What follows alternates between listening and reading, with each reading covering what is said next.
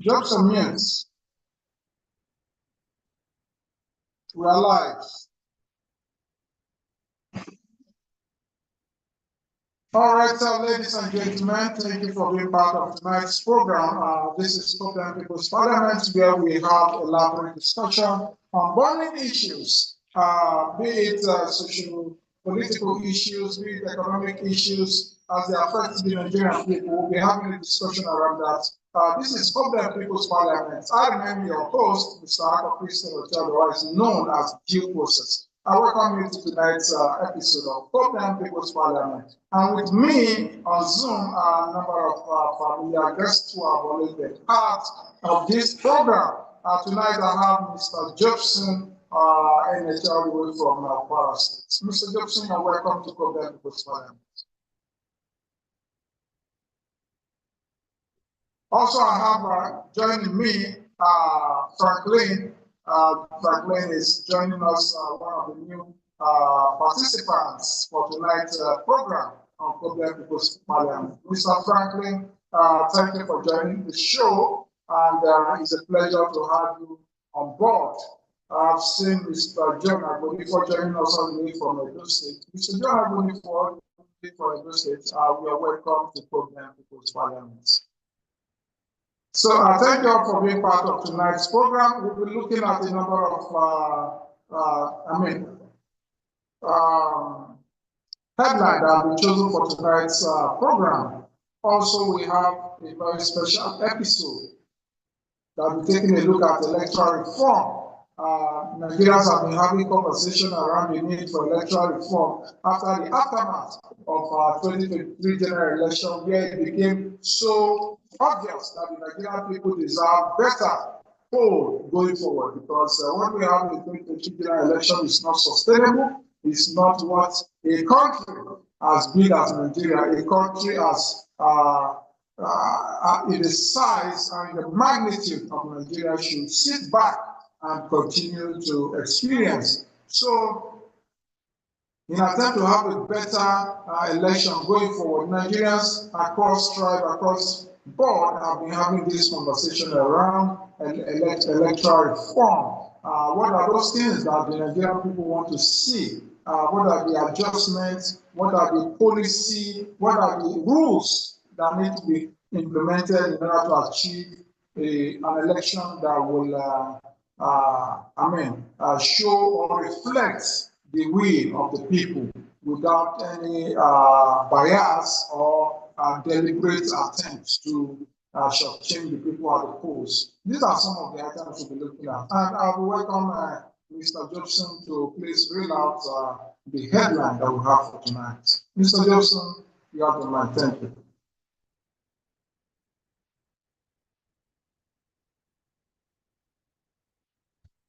Mr. Jobson, are you available?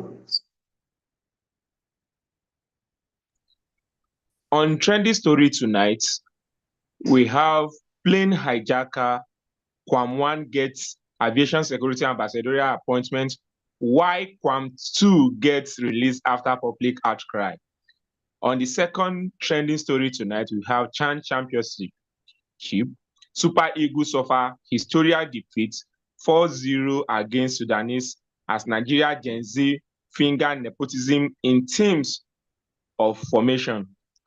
On the third on the trending story, Kwams drags ADC to court of public opinion. And the last but not the least on the trending story tonight, human rights activist barrister Ini Behe Efyong challenges NYSC in court over certificate denial. Thank you. Back to you, Due Process. Yes, thank you for reading out the headline. The headline, of course, are very catchy. We cannot afford to risk 2027 for what we had in 2023. 2023 was more of a shambolic election that have attracted global outcry, particularly across the country. People see it as a deliberate sellout by INEC. It is on this premise that Nigerians are now beginning to demand for electoral reform. And tonight we'll be having a discussion around the electoral reform. When we say reform, what are we talking about? Reform implies that what we have in place needs to be amended to be able to provide the required results, to be able to serve the interests of the Nigerian people. There is need for electoral reform that will provide free, fair, and credible election. That's the whole essence of the discussion.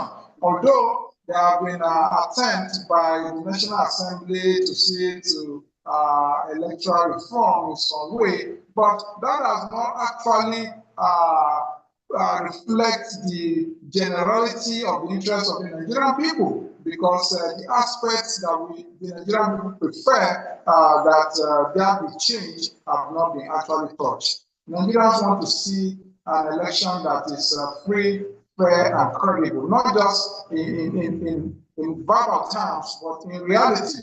We want to see an election whose result will be transmitted in real time and without necessarily having a situation where election officials having to travel from polling unit to ward, from ward to LGA collation center, and from LGA collation center, they move it to state collation center, and from state collation center, they still move the result to the national collation center before they can have official declaration. All these are unnecessary bureaucracy that give room for manipulation. The situation where election is conducted, and there is no reason why on earth election will be conducted and the final result will not be announced at the polling unit, and everybody take it as the final outcome of the election. Why should election that be conducted in the polling unit across the federation be put together in Abuja for final announcement before it becomes valid? Why? I mean, I find it difficult to understand these parameters, this bureaucracy that warrants this chain of command. And this has so far yielded no positive outcome. It has, as a matter of fact, led to the public outcry against INEC. INEC have been accused to be biased for the incumbent, for the ruling party. Most cases. It is on this note that Nigerians are beginning to yearn for electoral reform. Ladies and gentlemen, if there is a lady in our midst, I don't know, I've not spotted any yet, but for those on Zoom, please, I want also unmute and have a contribution in respect to this electoral reform. You can give us item by item narrative on those things that you want to be part of the electoral reform going forward into 2027. I cite Mr. Martin Ibe, who has joined us on Zoom for tonight's program. It's a pleasure to have you join us, sir, on Copeland People's Parliament. All right, for those who want to have a contribution, please feel free to unmute Mr. General Bonifo, either Mr. Gibson, whoever wants to have a contribution, please unmute and have a contribution around the episode as well as the trending stories that we have for tonight. Thank you.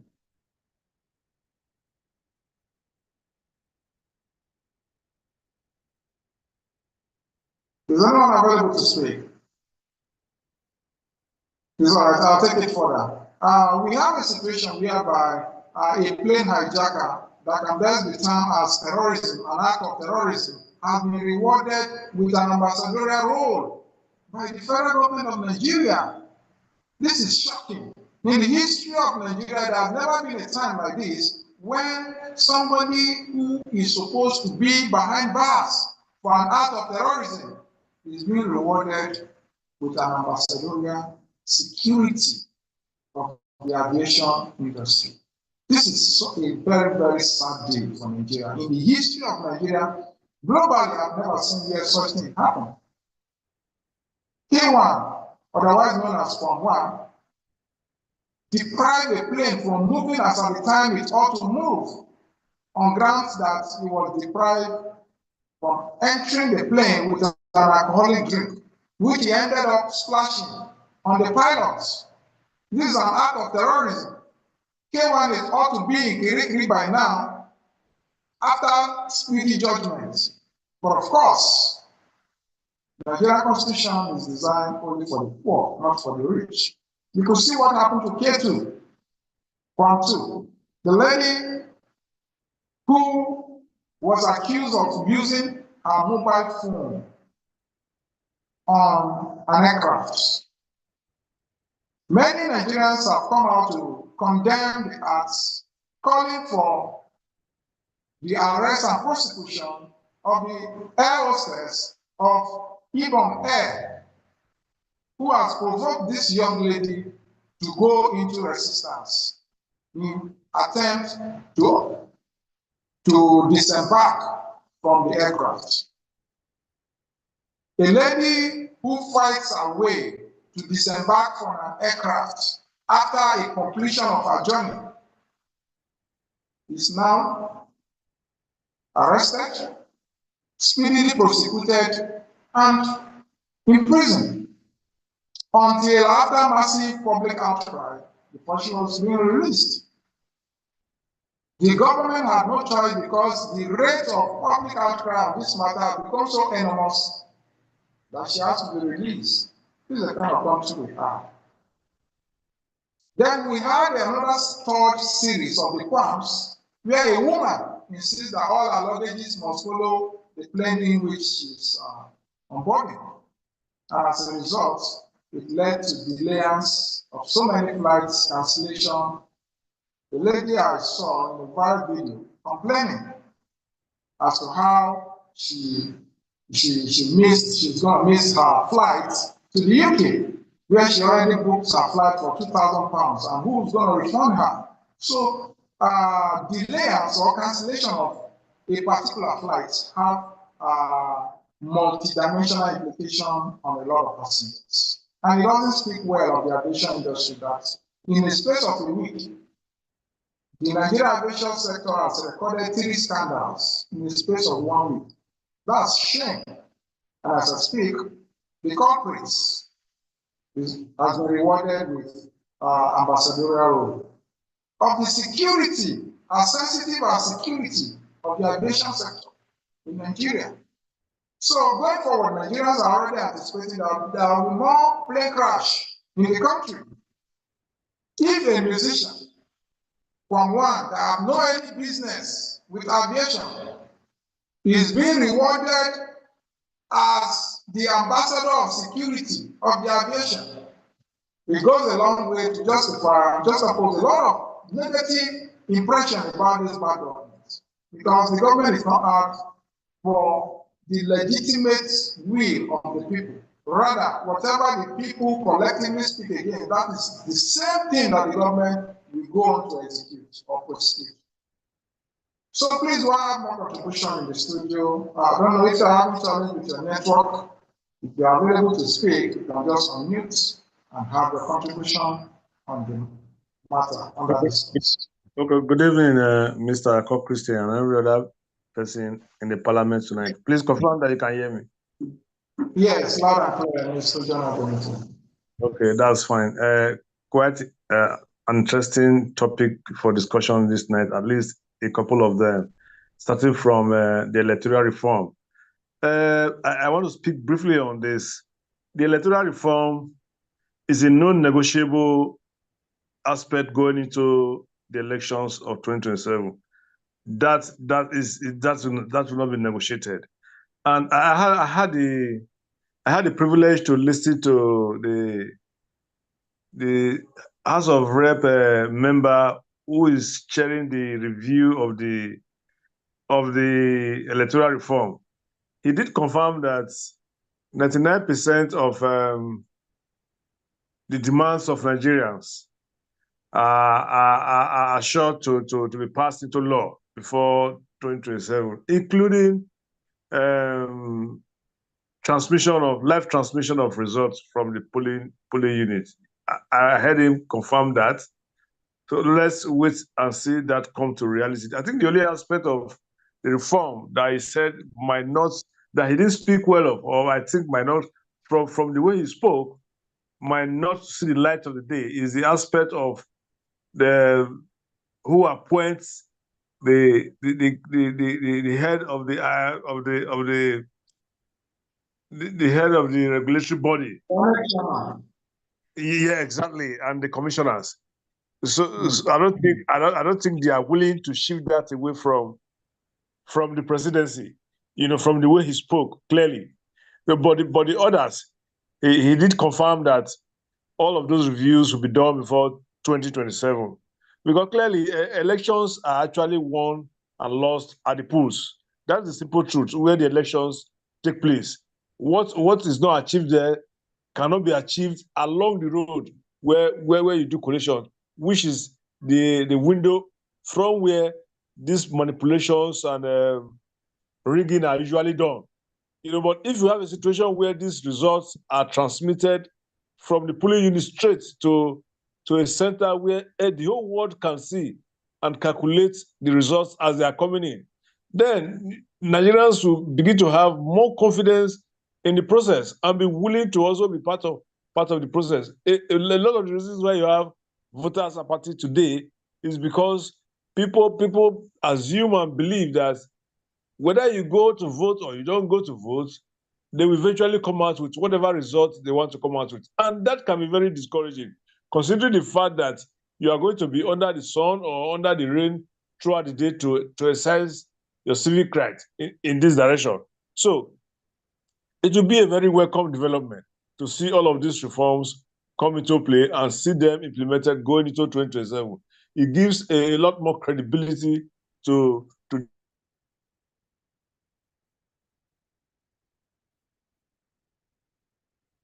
We are losing you. Are you having challenge with the network?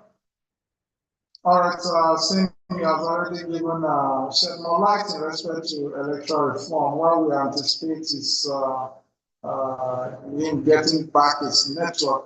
We are accepting more contribution in respect to electoral reform. What are the aspects of the electoral reform that you want to bring the front runner of the reform that is being proposed at the National Assembly?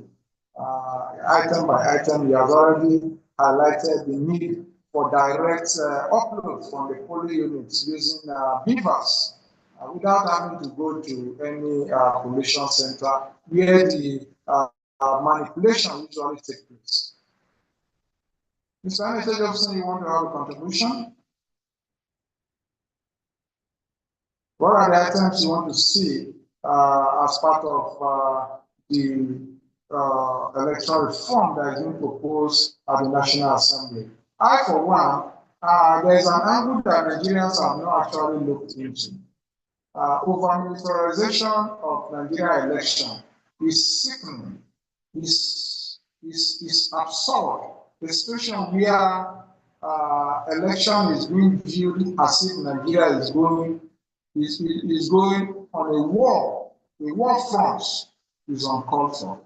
Elections should not be made so difficult, and the movement of heavy equipment, heavy military ammunition across the country creates fear in the minds of the voter. Psychologically, it has an effect. A lot of people would rather avoid the polls. Immediately they start seeing the movement of military, police, civil defense, and all the security architecture moving as if Nigeria is going into a war. Is condemnable. It gives the incumbents the power to rig the election at the grassroots, especially those villages where there are no enlightened population. The incumbents use the power of these military forces, these paramilitary forces, to suppress the votes of the people, and that is very, very, very bad. We've seen how elections are conducted in other countries, and Nigeria is not living in isolation. There should be free, fair, credible election without the show of force by Nigerian security architecture. They should be rather concerned about providing security for the country, not just moving around the polling unit centers and causing a lot of panic. So do we have more contribution on electoral reform? What are the items we are looking at? Number one has been suggested that from ECHA, that's the original result sheet, should be uploaded directly from the polling units using beavers in real time. We don't want to hear any excuse of glitches. Glitch has become a national embarrassment in this country, where our government agency are now using glitch as an excuse. And the government the INEC has set the negative precedent for the people to follow. So all those anything that have to do with glitch ends from 2027 because the angry Nigerians cannot afford to sit back and accept any excuse about glitch. Do we have more contribution on electoral reform before we turn the slide to the next topic?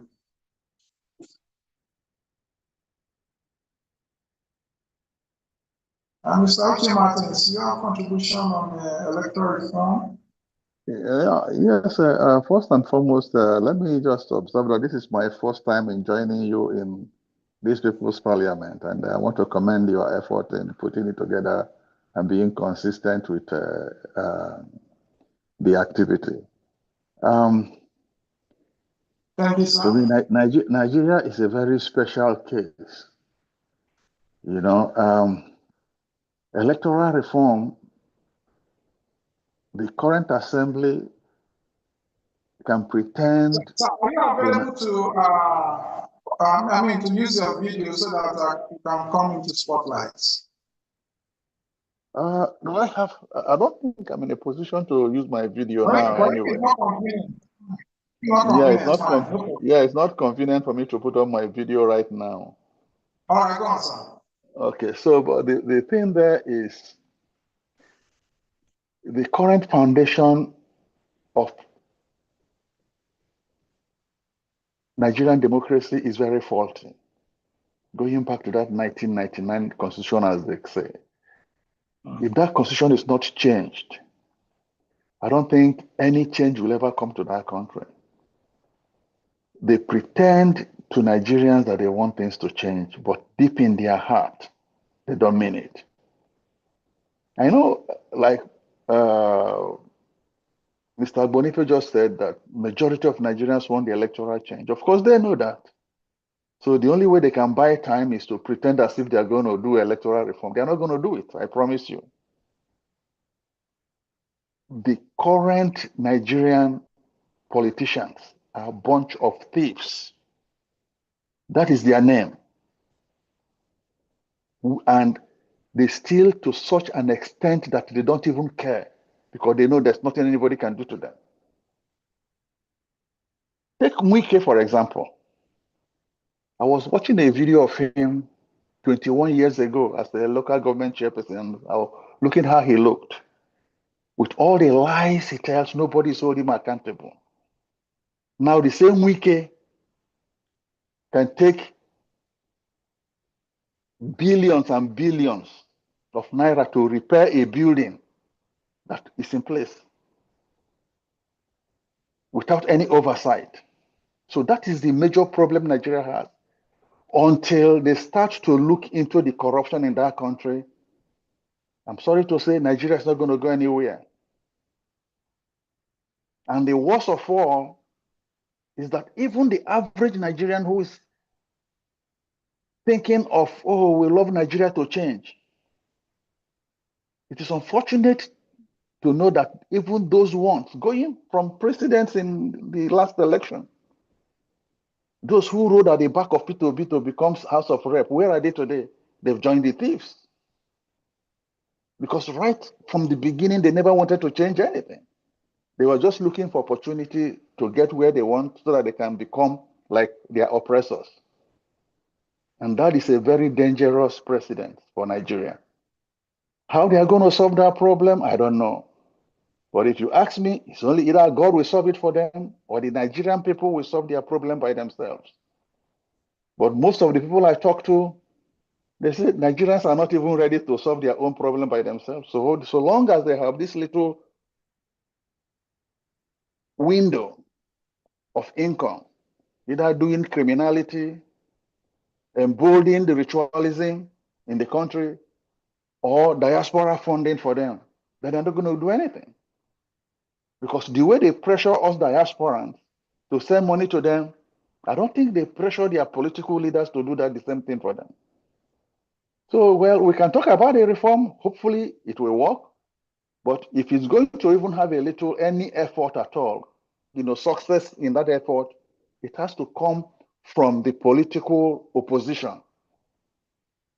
Because they just talk about these reforms. Yeah, if Atiku and the other presidential candidates in the past election, they take a procession with permission from the police, every day they are in front of the Senate demonstrating, then they will know that there is pressure. People will join them to get this thing done.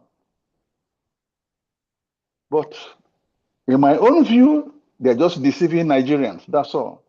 Thank you. I agree 100% with your submission.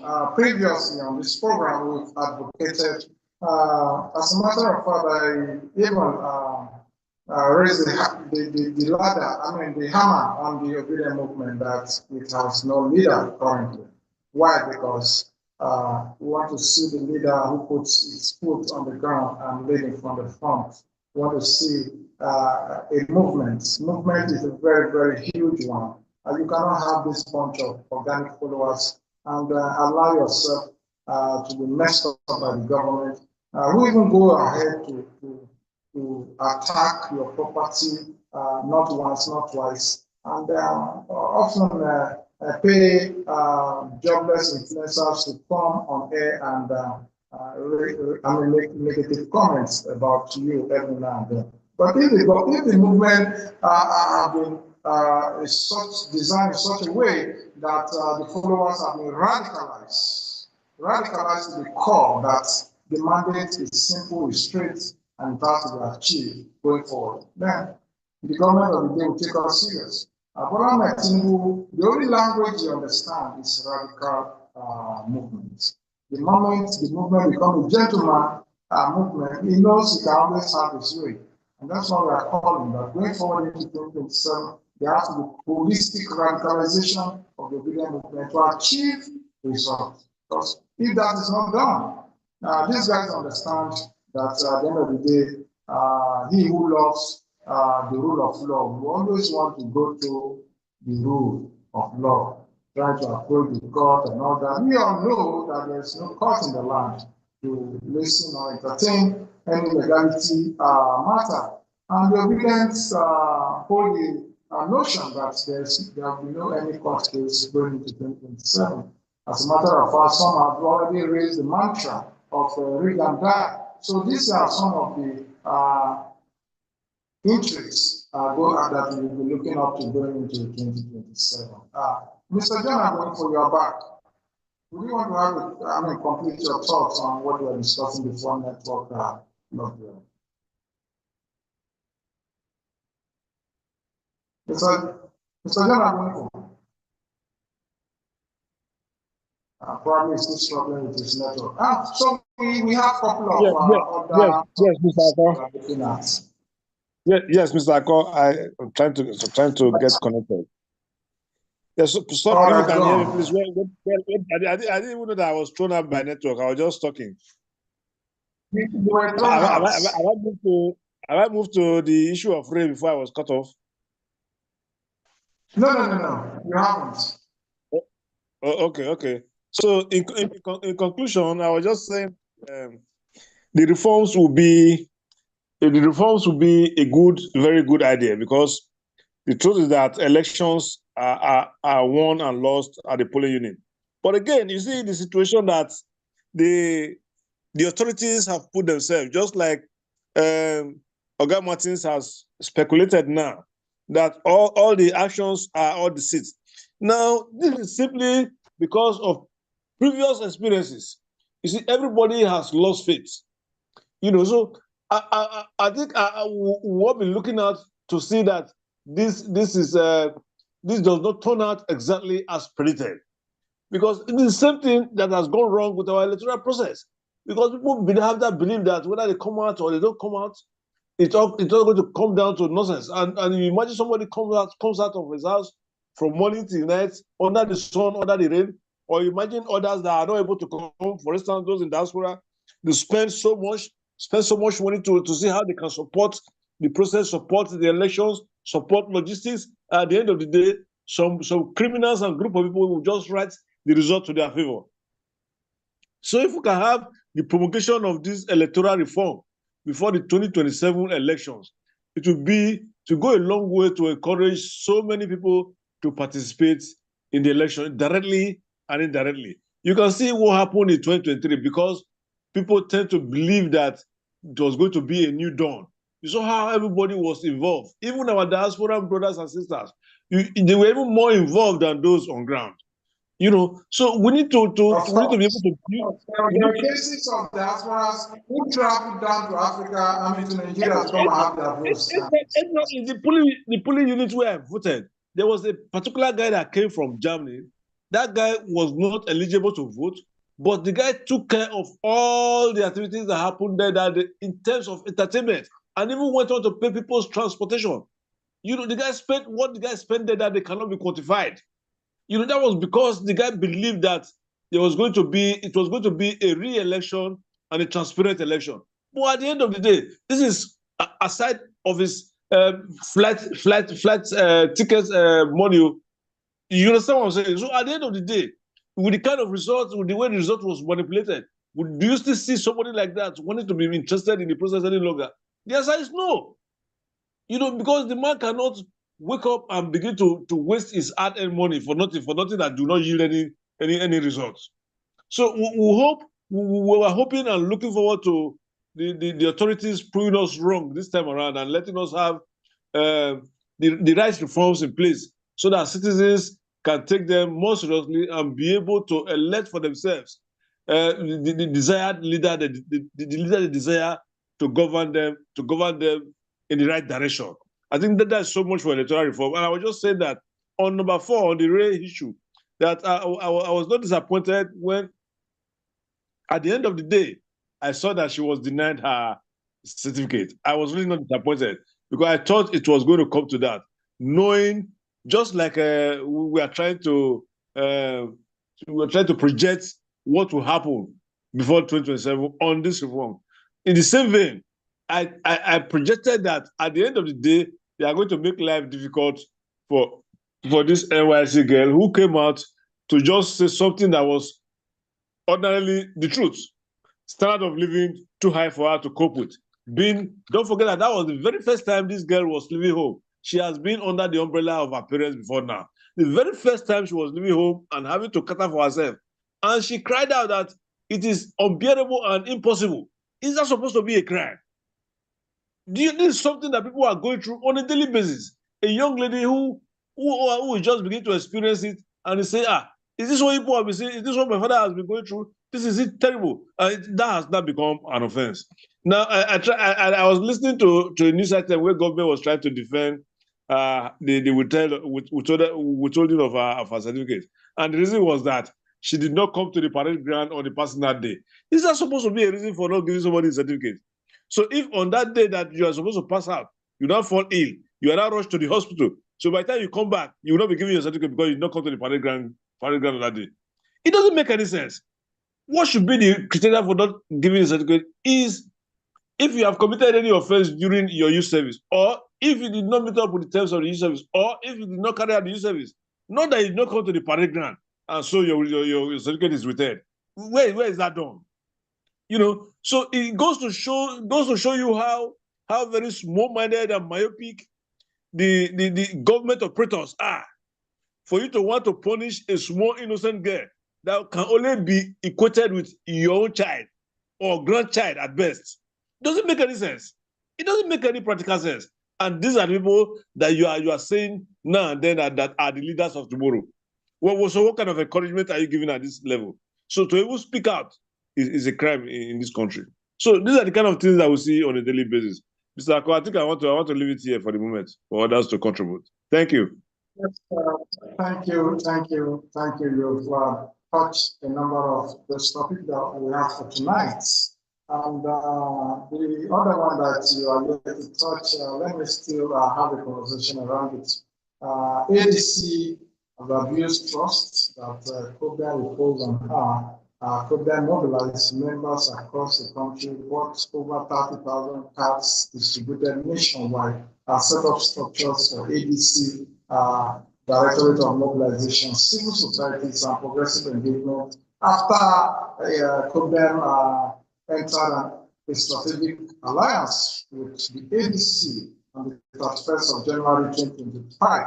after a series of meetings and engagement since October 2024. And at the end of it, we made into an MOU that Copeland has not went further to activate or buy cards, registering members for ADC nationwide.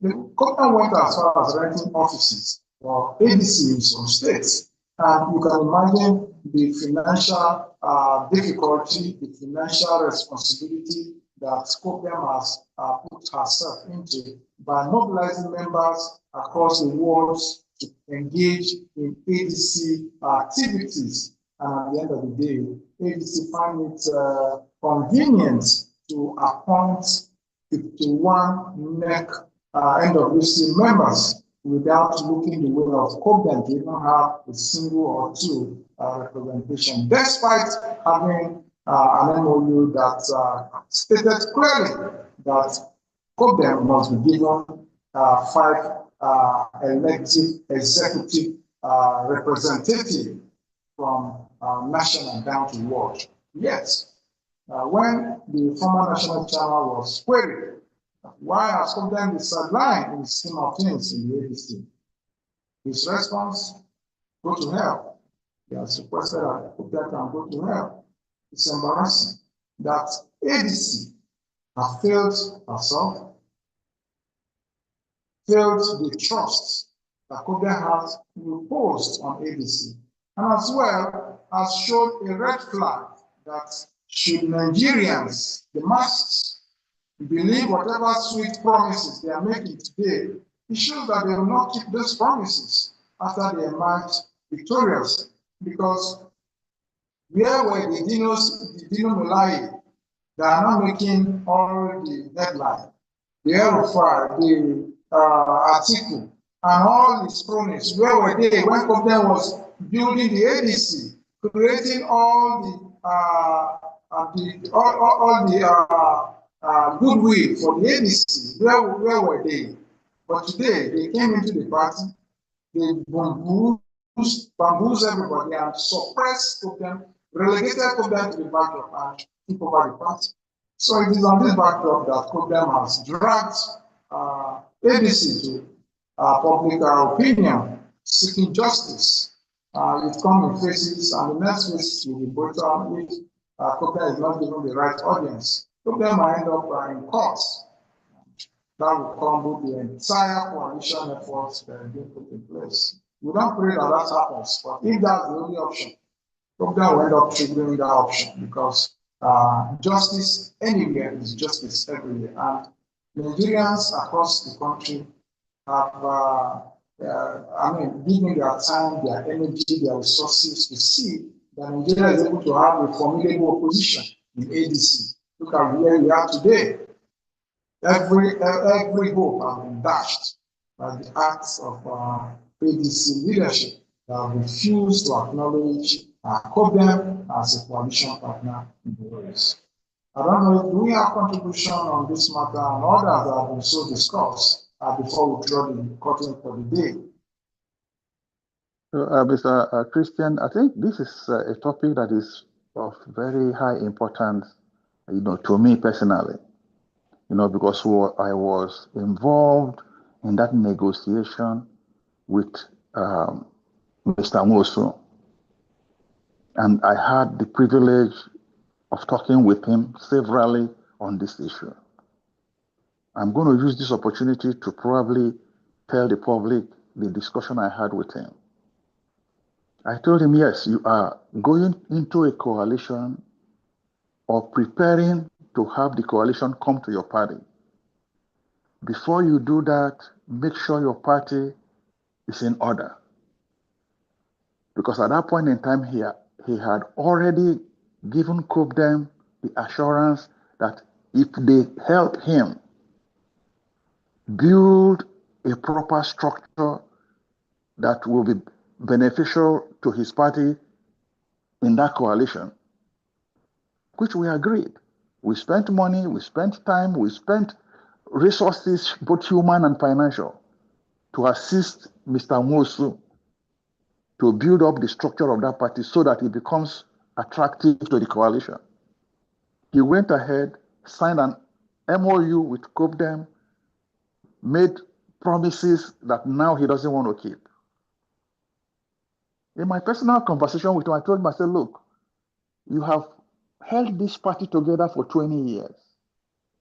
I am not going to fault you if at the end of the day somebody makes you an offer that you cannot refuse.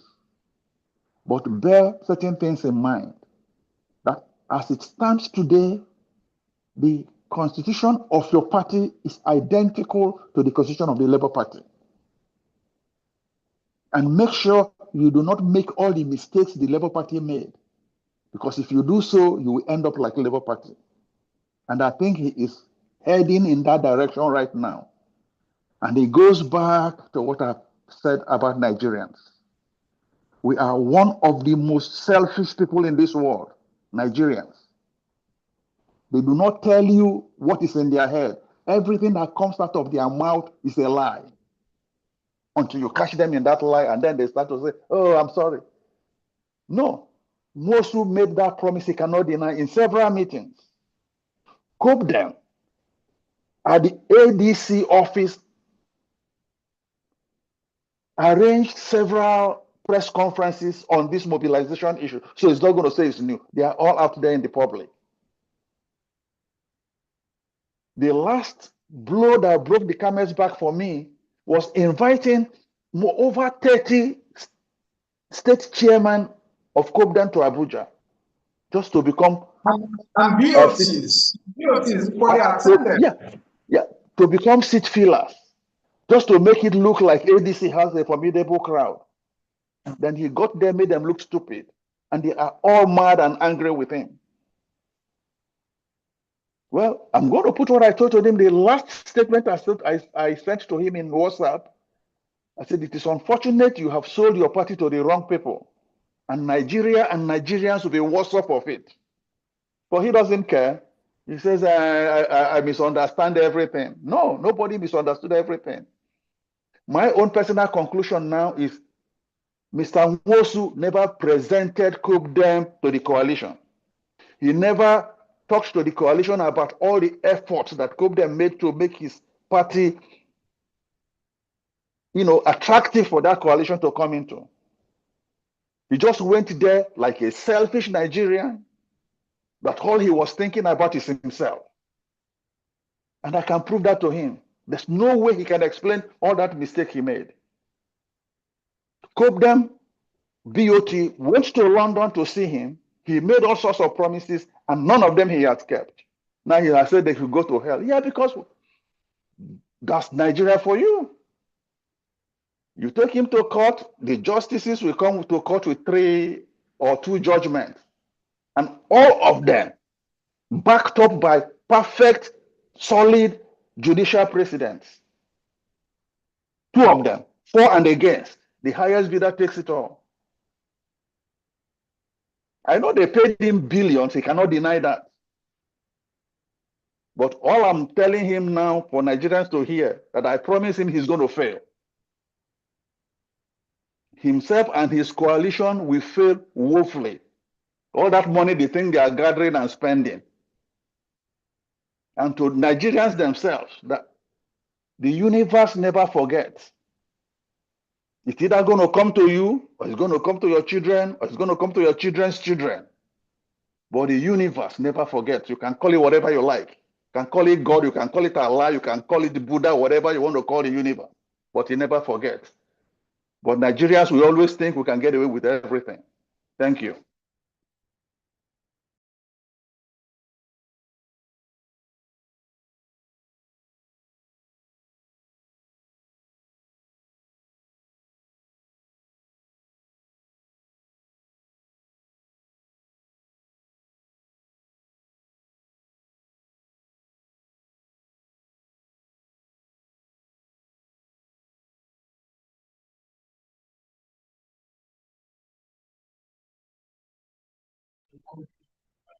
Due process, are you there?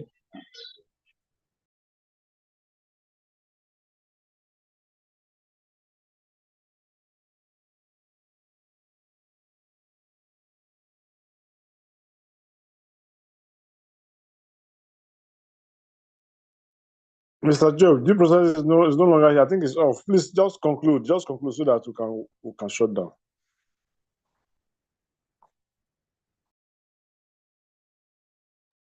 You are not audible. You are not audible. Check your mic.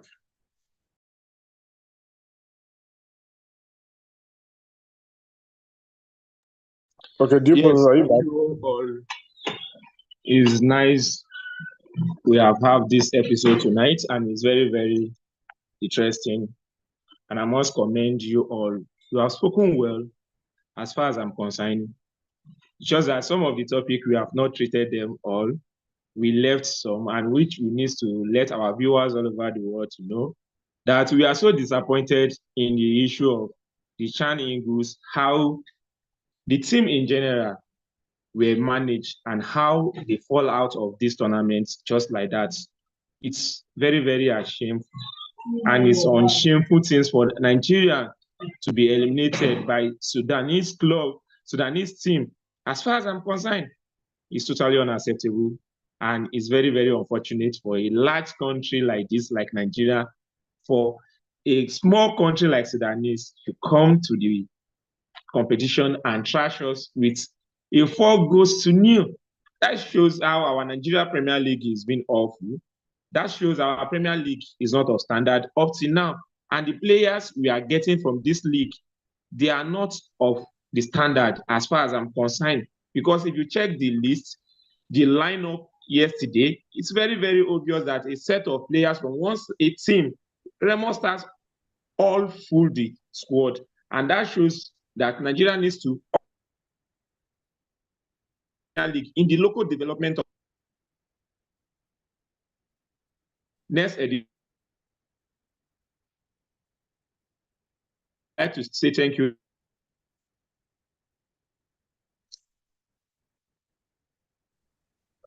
Our able Elder Benefo, Mr. Martins, and Mr. Franklin, thank you for being a part of this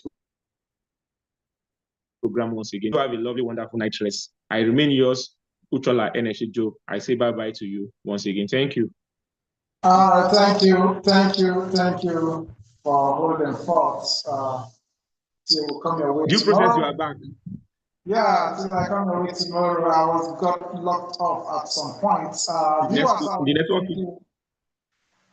Thank you for joining, and we appreciate your time tonight.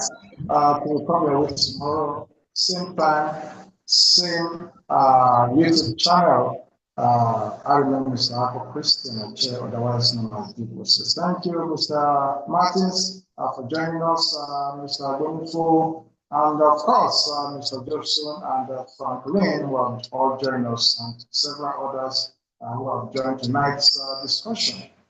Tomorrow is another day. We'll be looking forward to having a more robust discussion. Nigerian Super Eagles has failed in the CHAN, and some are fingering Nepotism in the team selection approach. Of course, they thought maybe they could apply the same theory they apply in Nigerian politics to football. Football, the day you carry nepotism, tribalism to football, it fails. And that's what has happened. Selection process should be based on capacity, competency, and ability to deliver on the pitch of play to avert further disastrous outcome. Thank you all viewers out there, and good night from the studio. I'm grateful and happy to have you join us in our subsequent episodes. Good night. Thank you, Jobson. God bless you all. Good night, Due Process. It's all right.